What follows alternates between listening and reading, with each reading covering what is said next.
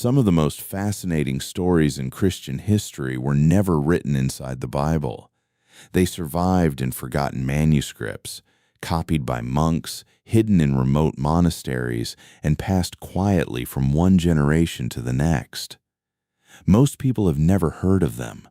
Others were deliberately dismissed as apocryphal. Yet centuries later, historians are still studying them, trying to understand why these extraordinary stories captured the imagination of so many early Christians. Among them is one manuscript unlike any other. It bears the name of Bartholomew, one of Jesus' 12 apostles. Unlike Peter, John, or Paul, Bartholomew barely speaks in the New Testament. His name appears only a handful of times, and then he almost disappears from the biblical record. But outside the Bible, another tradition began to grow. It claimed that Bartholomew asked Jesus a question no other disciple dared to ask, not about miracles, not about heaven, but about hell. According to an ancient Christian text known today as the Questions of Bartholomew, the apostle wanted to know what happened after Christ died on the cross. Where did he go before the resurrection? What became of Satan? And what lies beyond the boundary separating life from death? The answers that follow are among the most dramatic scenes in all surviving apocryphal literature. Some readers have called it a forgotten gospel. Others argue it was never a gospel at all. The early church refused to include these writings in the New Testament, and later Christian leaders listed them among books that should not be treated as scripture. So why are scholars still translating and discussing them today? Because whether these stories are history, theology, or sacred imagination, they reveal something invaluable. They open a window into the hopes, fears, and deepest questions of the first Christians. People who lived close enough to the apostolic age to wonder about mysteries the Bible leaves largely unexplained. And at the center of that mystery stands one quiet apostle, whose search for answers would lead him to the gates of the underworld itself. Before we follow Bartholomew into the story itself, we need to understand something important. Contrary to popular belief, scholars do not think a complete Gospel of Bartholomew has survived. Instead, historians speak of a Bartholomew tradition, a collection of ancient writings that appeared between the 2nd and 6th centuries, each exploring questions the New Testament leaves unanswered. Two of these texts are especially significant. The first is called the Questions of Bartholomew, preserved in Greek, Latin, and Slavonic manuscripts. It is written almost entirely as a conversation. Bartholomew asks difficult questions, and Christ reveals mysteries about death, the unseen world, and the ultimate defeat of evil. The second is the Book of the Resurrection of Christ by Bartholomew, preserved in Coptic. Although written independently, it shares many of the same themes. Christ's triumph over death, the liberation of the righteous, and the mystery of what happened between Good Friday and Easter morning. Most scholars agree these are separate works, composed by different Christian communities. Yet together they preserve a fascinating tradition that survived for more than 1,000 years. This raises an obvious question. If these books were copied for centuries, why were they never included in the Bible? The answer lies in the early history of Christianity itself. During the first few centuries after Jesus, churches across the Roman Empire used many different religious writings. Some were accepted almost everywhere. Others were valued only by certain communities. As Christian leaders gradually recognized the books that would become the New Testament, they looked for writings that were closely connected to the apostles, widely accepted across the churches, and consistent with the faith already being taught. The Bartholomew texts never reached that level of universal acceptance. By the 5th century, documents such as the Galatian Decree listed writings attributed to Bartholomew among books that should not be treated as scripture. That decision shaped Christian history. But it did not erase the stories. Monks continued copying them. Pilgrims continued reading them. And somewhere, hidden between fading lines of ink and worn pieces of parchment, one extraordinary question continued to echo through history. Lord, where did you go after the cross? According to the Questions of Bartholomew, Jesus does not answer immediately. Instead, he warns Bartholomew that there are mysteries no human mind can fully comprehend. The unseen world is not a place meant for curiosity alone. Even the angels approach it with reverence. But Bartholomew refuses to let the question go. That determination becomes the heart of the entire story. Unlike many biblical figures who receive visions unexpectedly, Bartholomew actively seeks the truth. He wants to understand what happened after the crucifixion. Where did Christ go? What became of death? And what happened to Satan after the cross? The manuscript suggests that Christ finally allows him a glimpse, not to satisfy curiosity, but to reveal the meaning of his victory over evil. What follows is one of the most dramatic scenes in all surviving apocryphal literature.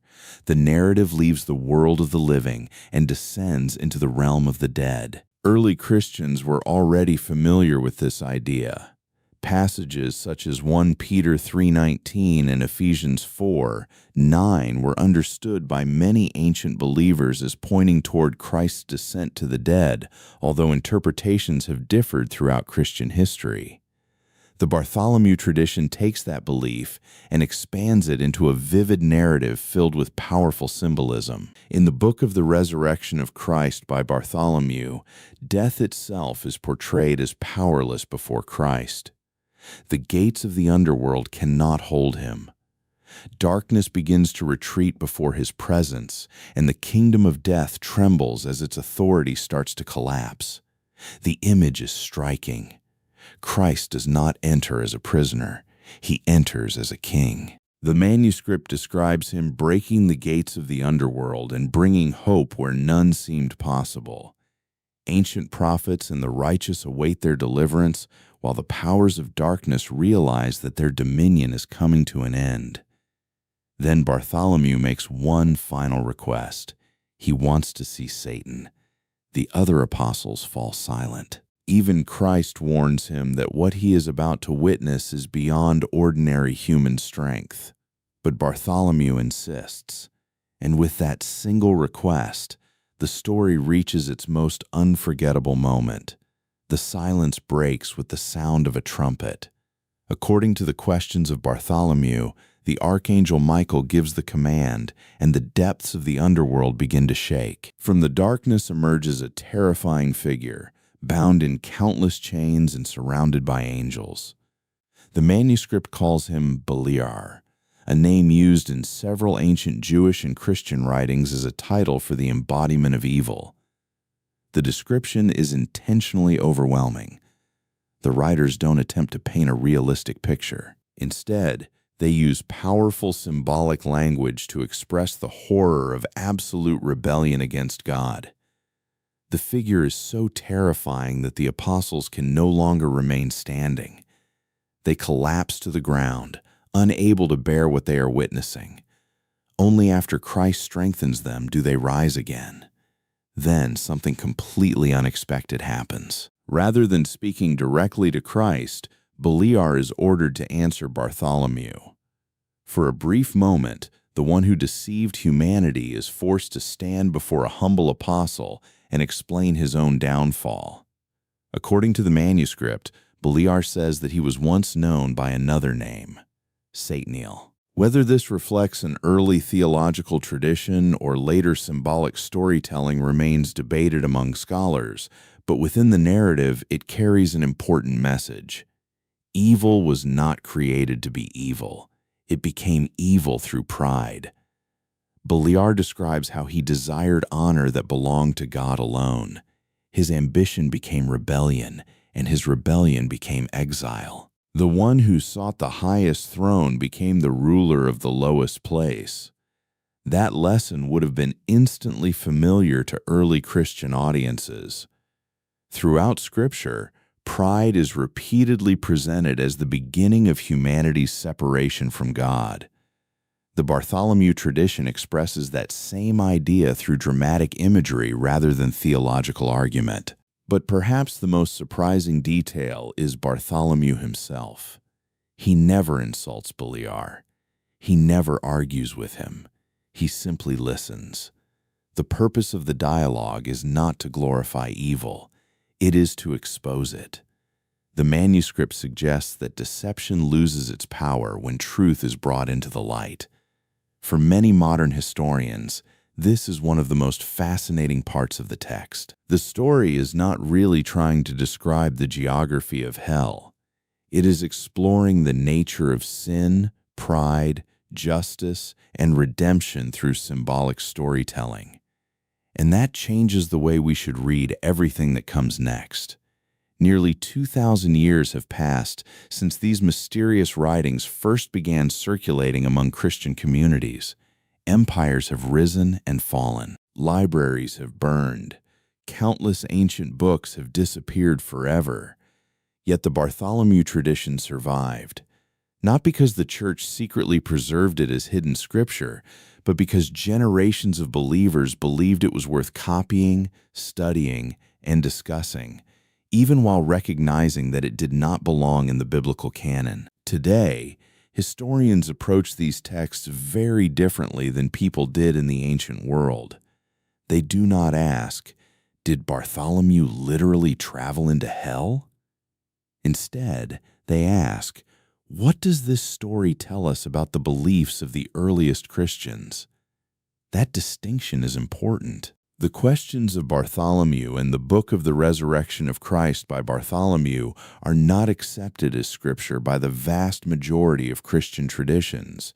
They were never intended to replace the four canonical Gospels. Instead, they give us something equally fascinating: a glimpse into how some early Christian communities imagined the unseen world and wrestled with questions that the New Testament leaves largely unexplained.